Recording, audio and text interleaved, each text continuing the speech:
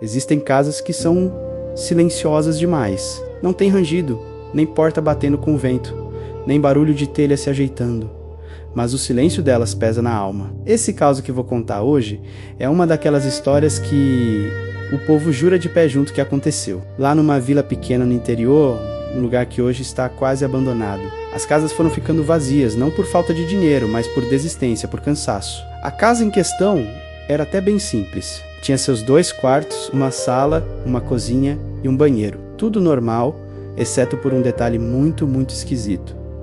Um dos quartos nunca ficava frio. Não importava se lá fora o inverno estivesse congelando a alma, se a chuva caísse por uma semana inteira, ou se aquele vento cortante de roça estivesse soprando. Aquele quarto específico era sempre quente. Um calor abafado, pesado, um calor que não vinha do sol, parecia vir de dentro das paredes. Quem se atrevia a dormir lá acordava no meio da noite encharcado de suor, com o coração parecendo que ia sair pela boca. E a pior parte era a sensação inconfundível de que alguém tinha passado a noite inteira em pé, bem do lado da cama, só observando.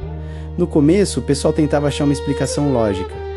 A parede que foi mal construída deve ser a posição do telhado que acumula calor.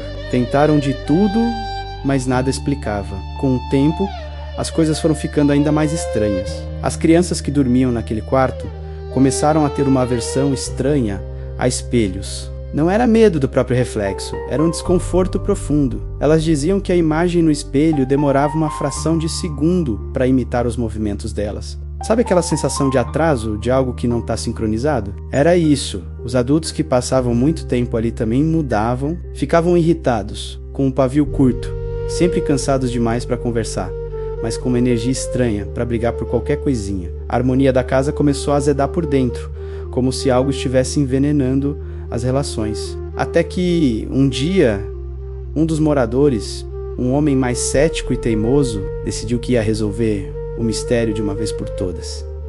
Ele fez uma reforma completa, quebrou parede, trocou o piso, abriu uma janela nova, instalou até ventilação forçada, gastou um dinheirão e, adivinha, não adiantou nada. O quarto continuava quente, abafado. Frustrado, ele decidiu que ia dormir lá sozinho, para provar para todo mundo que era só imaginação, coisa da cabeça do povo.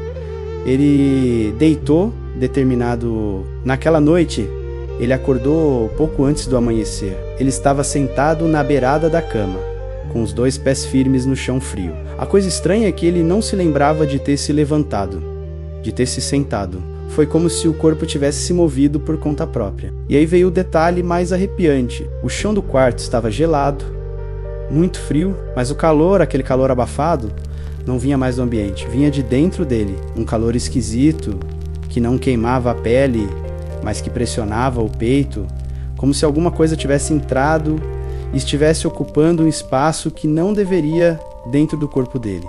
Quando ele finalmente criou coragem e saiu do quarto, percebeu que o resto da casa inteira estava congelando. Só aquele cômodo parecia ter vida própria, pulsando com aquele calor anormal. No dia seguinte, sem falar com ninguém, o homem arrumou uma mala pequena e foi embora. Deixou tudo para trás: móveis, roupas, memórias. Ele nunca mais voltou, nem para buscar seus pertences. Depois desse episódio, ninguém mais conseguiu morar naquela casa. Ela foi se acabando, caindo aos pedaços, o mato tomou conta do quintal, mas curiosamente, aquele quarto específico continua lá, quase intacto. É o único cômodo da casa onde não cresce mofo, onde a poeira parece não assentar direito. O povo da região diz que aquele quarto não esquenta por causa do clima ou da construção. Ele esquenta porque tem alguma coisa ali dentro que se recusa a ficar sozinha. E quem tenta ocupar aquele espaço, quem tenta fazer companhia, acaba sentindo essa presença por dentro primeiro.